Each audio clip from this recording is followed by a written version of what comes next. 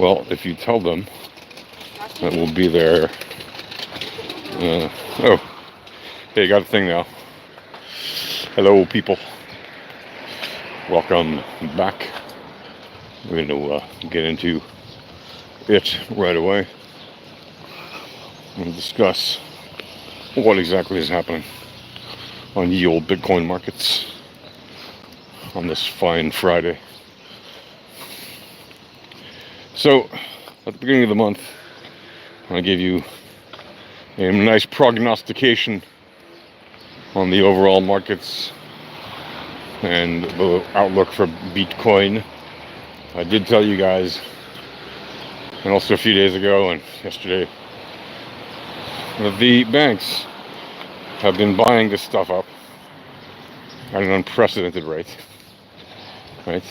And on top of everything else, one of the things that they're doing is they're making sure to buy it over the counter, essentially in ways that do not affect the price, right?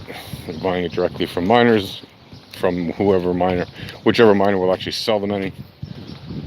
They're buying it from exchanges, but over the counter, or OTC as it's known in the parlance of the industry. And they're buying it from whoever they can get it from, so that they quote-unquote don't affect the price. And I told you that they're likely to do this for some time in order to drive people crazy, shake out weak hands, and effectively get a bunch of it for what they consider to be low risk at a cheap discounted price. Because yes, even though 70k a coin may seem like a lot to you, and it is, the way they view it, and the way long-term Bitcoiners view it, including myself, as much of a high price as it is, relative to the price of Bitcoin to date, over 15 years, people who view this as a long-term hold believe that this coin will actually go significantly higher in price over the longer term, and that 70k will indeed seem like quite a bargain when this thing is rocking out at $500,000, $1 million, or more. And if you're one of the people who understands that in theory, it could in theory go to 100 million a coin, it is entirely possible. Let's just get that straight. So when you're talking about buying something for 70k that might one day be 100 million, that it is entirely possible. Now, but we can get into those numbers again if you want in a little while. But so the point is 70k is seen by the big banks who have many billions of dollars. 70k is not even a drop in the bucket, right? It's not even six figures. Of course they want it, right?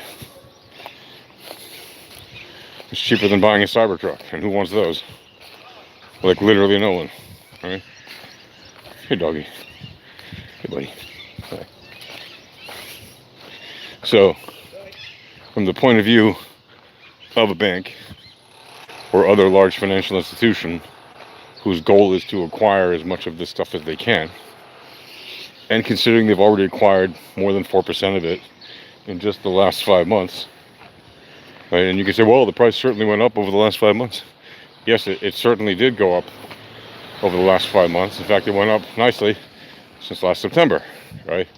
So arguably it's been going up for, since September. And really, if you want to call it a bull run or a bull cycle, that started in January of 2023. So actually, we're almost a year and a half into this run. A year and more than 5 months. By the way, yesterday was the 80th anniversary of D-Day, so salute. Always remember D-Day, and we salute those who were there, who sacrificed some, and as they say, all gave some and some gave all. And it was more than some that gave all at D-Day. It was unbelievable rates of sacrifice.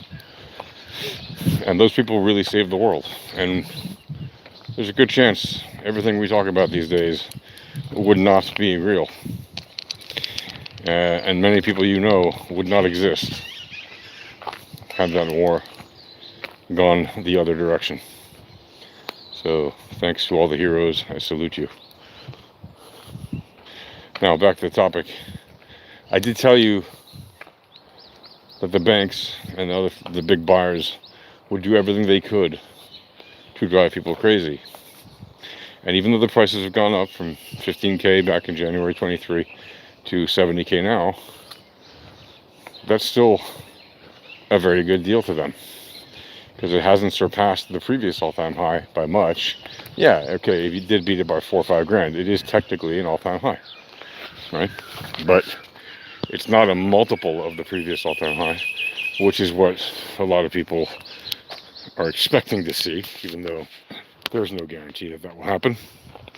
There really isn't. As much as I love Bitcoin, maybe it'll never go above 100 grand. I doubt it, but maybe. You know, anything's possible with the VEPs, right? That's why I don't care about long-term positions. Like, yeah, you hold it, whatever, yay. Someday in the future it might be worth more, but daily growth has to happen through trading the VEPs. Okay?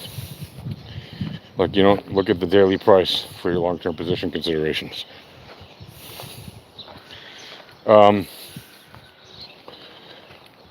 So, as I said, the banks want to control as much as possible. They are going to do everything they can to drive the average retail trader crazy and shake as many loose coins out of people's pockets as they can. Okay? And we already see it happening. Right? They bought 4.5% in 5 months. 4.5% of the total potential supply ever is now in the hands of, like, I don't know, 12 companies in America, 12 ETF funds, a bunch of other ETFs around the world, and whales added up, big companies, etc., added up, and you've got, like, now more than, 6%, maybe more, probably a lot more, is in the hands of a very small number of people. And if you really add up all of the Bitcoin whales, etc., you can see that actually, at this point, really the majority of the coins are in the hands of people who own quite a bit of it. Right? The number of people who own less than the Bitcoin is many, many times bigger than the number of people who own more than one. Statistically, that was, of course, always going to be the case because of distribution. What does this mean? This means that if you have multiple Bitcoin, for all intents and purposes, if you don't sell that stuff, even if you just have one, you're effectively already a future millionaire. Why do I say that? Well, if you think that Bitcoin is actually going to be a very important commodity / currency in the future, more than now, if you believe that fiat is eventually going the way of the dodo, because that's what happens to fiat, well, then you understand that there is not even enough Bitcoin to supply every millionaire in the world with one, even if nobody had more than one. Right? If only millionaires owned Bitcoin, only millionaires, there's not enough Bitcoin to go around for every millionaire to own just one. Now, of course, most millionaires don't own any, still today. But guess what's going to happen when they realize, wait, the fiat that we got wealthy on, that we've been stacking away, is not only losing its buying power, which they know, but the governments are going to keep printing money until it's literally worth absolutely nothing. What do you think they're going to do? They're going to rush to buy as much Bitcoin as they can out of the hands of people who've been holding it for however long they've been holding it. Those that are lucky are going to be able to get some. The rest are going to be like everyone else. They're not going to be able to get Bitcoin. Certainly not a whole one. They're going to be able to get other coins, and that's what they're going to run to. They're going to run to other assets. They're going to run to other, asset types. They're also going to run to, like I said, the other coins in the crypto space. They're going to be running away from fiat. And Bitcoin is the king of the coins at the moment. So they're definitely going to run to that one first. Question is, are they going to actually be able to catch that one before it disappears out of their grasp? And at this point, it's already beyond the grasp of most. Statistically, it always was beyond the grasp of most, because there were already more than 21 millionaires, far more than 21, there were more than 40 million millionaires when Bitcoin was created.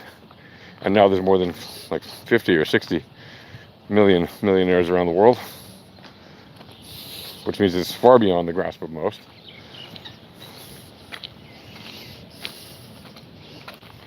Especially when you consider that many millionaires have already bought significant stacks, thus reducing the amount available, right? As I've been saying, a small number of people own most of the coins already. Right? They call it the people's coin, but it's not anymore since a long time. Yes, there's a large number of wallets, whatever. There's more, there's 200 and something million wallets. Okay, but the actual number of coins in most of those wallets, if you stack up the wallets of the whales versus the wallets of everyone else, you'll see that the whales own way more. And I'm not talking about, we only count this one wallet. No, stack up all the wallets that a person has. Okay, all the wallets that known whales have. You'll see the distribution is extremely top heavy. Right? The poors do not own multiple of these coins, or they wouldn't be poors. Right? No, the average person doesn't have in America $1,000 for an emergency. $1,000, the average person. And that's America, right? There are plenty of far worse places in the world. Sure, there's some where people have more. There are smaller countries, and they have a better economy or whatever overall. But consider that.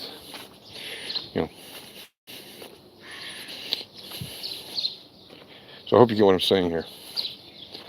Is that the whales are doing everything they can to control everything about this market and to not let you get any. And that's probably the single best thing that I think the average person can do. And I don't know if you're average or not, so don't listen to me. But the single best thing the average person can do and will do is to reliably just stack sats. Because you can't buy a whole Bitcoin, we get it. They're not even available. Right? I mean, sure, they are technically, but they're not even available. Best thing you can do is to stack sats if you're an average person. Just stack sats. That's all you gotta do. Keep stacking. Over time, that will add up to more. And within another 5, 10 years, 15 years, you or your children or your children's children will be ever grateful that you did. That's my opinion. Cheers.